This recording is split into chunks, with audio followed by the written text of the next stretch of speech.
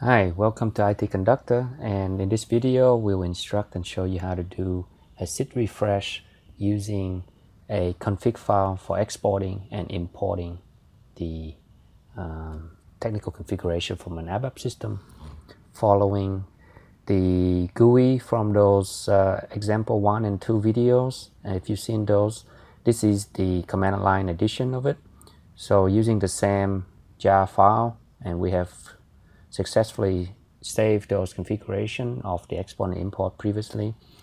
We can go to the tool now and we'll go access the export import directory, and we'll show you the config file that were saved there. So config 1 and config 2. Config 1 was used during the GUI on the export, and config 2 was used for the GUI during the import. Now we're going to use the same config to do the command line version of export import. This way you can automate the process. If you're doing this second time or regular refresh of your system and you're doing exactly the same technical configuration, you can use this approach and have it run in the background or batch. So here we launch jar, referring to the SID-Refresh.jar -f option, refer to the config1 CFG file. Running that effectively kicked off parallel export of the technical configurations that we have in the configuration file, and in 9 seconds it has already exported all the technical configuration of the QA system. This is the system that we're going to override when we do the DB refresh from production. We'll take a look at the log file. These are all the tables that were chosen as part of the technical configuration to be saved. Now we skip forward, assuming that you have done a database refresh. It could be any database, SAP support, HANA, Oracle, DB2, SQL Server, etc.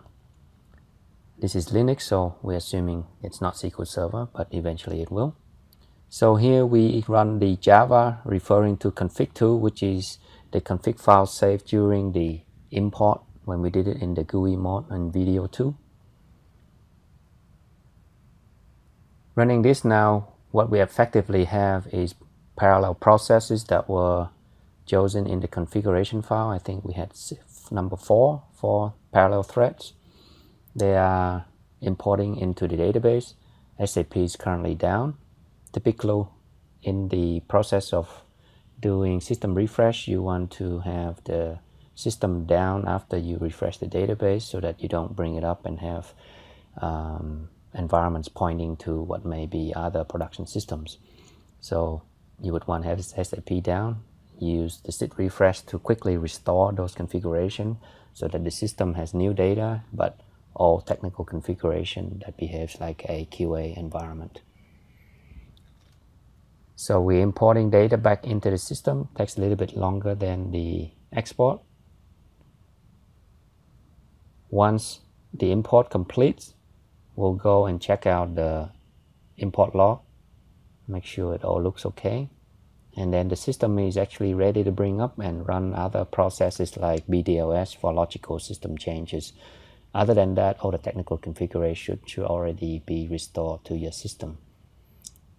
This saves a tremendous amount of time, as well as removing error-prone manual processes. Sometimes people forget to restore certain configurations, or might have to find the license file, put it in. Even things like operation modes, profiles, etc. are all saved. All right, that's completed.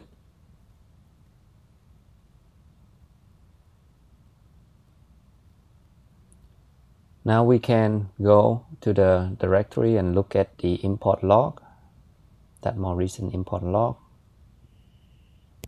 should show us all the tables that were imported back into the system and their respective return code and the time it took to import them. So that entire process took 11 minutes. It doesn't seem that way. We skipped the program forward a little bit for this video. And just like that, we've completed.